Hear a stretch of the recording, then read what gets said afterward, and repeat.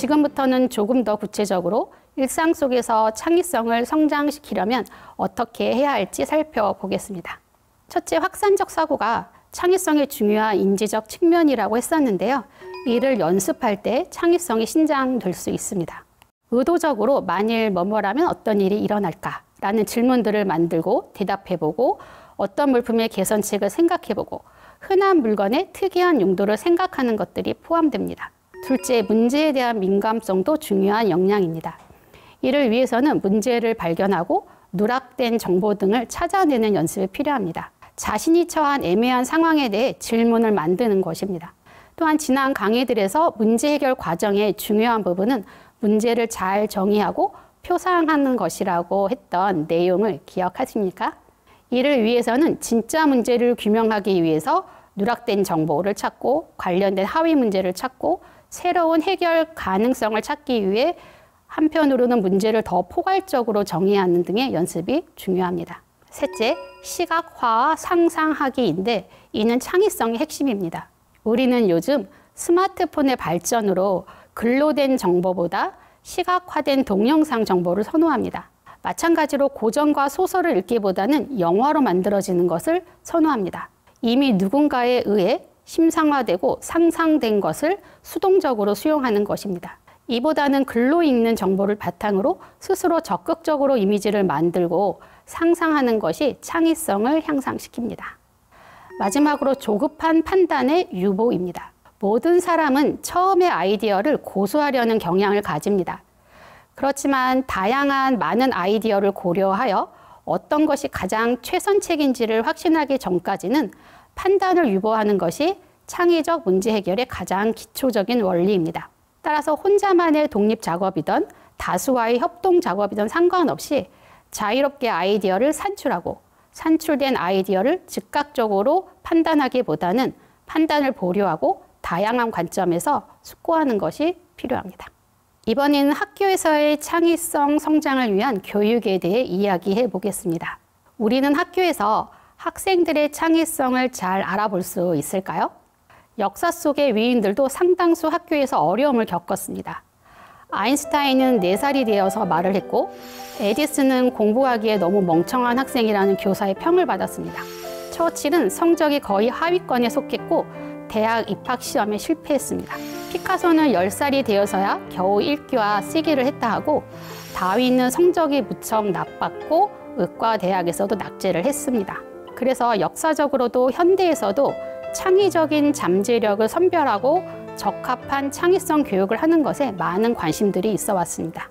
이에 대하여 데이비스는 창의성 교육의 목표를 다음과 같이 제시합니다. 첫 번째는 창의적 성격을 강화하는 것, 두 번째는 창의성에 대한 이해를 높이는 것, 세 번째는 창의적인 사고를 강화하는 것, 네 번째는 다양한 창의적 활동을 제공하고 마지막으로는 교과를 통해서 학업적 창의성을 발전시키는 것입니다.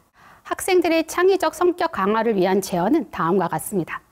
먼저 학생들이 자율적으로 학습하도록 격려하고 학생의 아이디어를 냉혹하게 판단하지 않으며 명백한 실수를 참아주는 것입니다.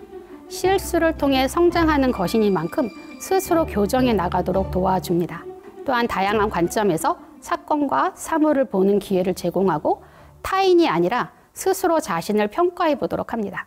또한 몽상가처럼 보일지라도 환상과 상상력을 갖도록 격려해주고 실패와 좌절을 성장과 학습의 과정으로 받아들이도록 도와줍니다.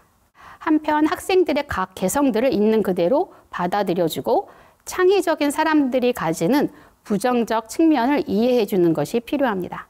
청소년기에는 또래 간 수능이 커지는데 이러한 또래 간 압력을 잘 저항해서 자신을 표현하도록 도와주고 문제 해결에 실패하더라도 시도한 용기에 칭찬과 보상을 주는 것이 중요합니다. 학생들이 창의성이 무엇이고 왜 중요한지 등을 이해한다면 창의성 교육은 더욱 큰 효과를 가져오고 그 효과도 더 오래 지속될 것입니다. 창의적인 사고를 강화하는 방법에는 크게 3가지 접근법이 있습니다. 첫 번째는 간접적 접근으로 교육 과정 안에서 사고 기술을 포함해서 가르치는 것입니다. 예를 들면 과목과 관련된 주제를 문제 해결 과정의 요소를 적용하여 교육하는 것입니다. 대표적으로 문제 기반 학습을 적용해서 문제의 정의부터 해결안 도출, 자기 평가까지의 단계를 적용하는 것입니다. 보통은 모든 학년에 적용할 수 있지만 특히 중고등학교급에 적합한 것으로 알려져 있습니다.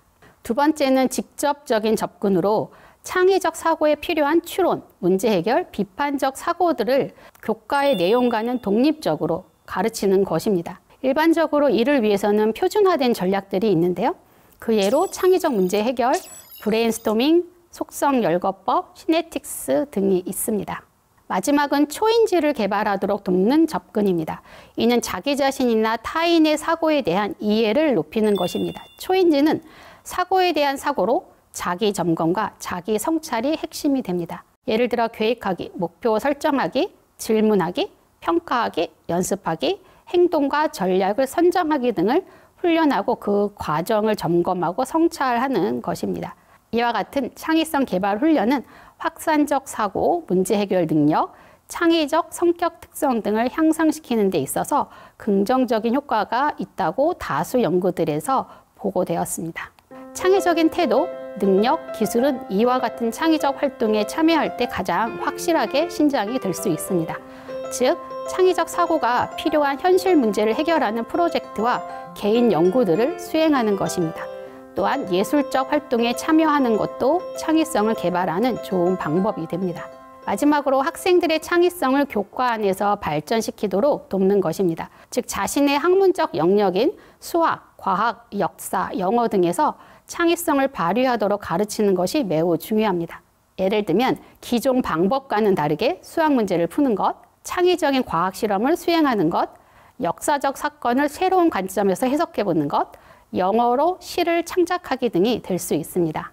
창의성 교육을 위해서는 창의적으로 가르치는 것도 중요합니다. 토란스는 사람들은 본래 창의적인 방법으로 학습하는 것을 좋아한다라고 했습니다.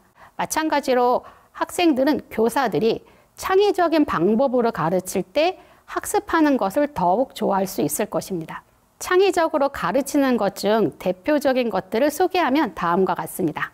교사 자신이 가르치는 과목에 열의를 가지고 그것을 아이들한테 전달하는 것, 학생들이 성공을 경험하도록 아이들마다 다르게 수업 방법과 평가 방법을 제공하는 것, 가르치는 계획과 진도에서 벗어나더라도 두려워하지 말고 변화를 시도하는 것 등이 있습니다.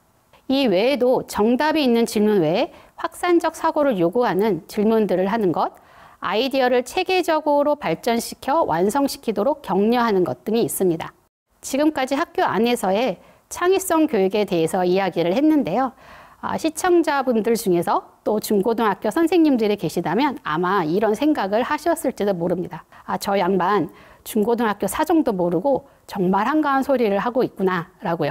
우리나라 중고등학교의 경우 상급 학교로 진학하기 위한 평가가 중요한데 평가 체제상 창의성을 가르치고 이를 평가와 연계하는 것에 힘든 부분이 많습니다. 따라서 평가 체계가 변화되려면 학력이나 학벌이 인생의 많은 부분을 좌지우지하는 사회 시스템과 문화의 변화가 선행되어야 합니다. 이와 같이 창의성을 개발하려면 개인 수준의 노력뿐 아니라 학교, 조직, 사회, 문화 수준에서의 전체적인 노력이 요구됩니다. 이번 강의에서는 창의성의 성장이라는 주제를 가지고 창의성에 대한 성장 마인드셋과 일상과 학교에서의 창의성 성장을 위한 노력들을 이야기했습니다. 일상과 학교, 일터에서 조금씩 창의성이 성장해 나가는 즐거움을 느끼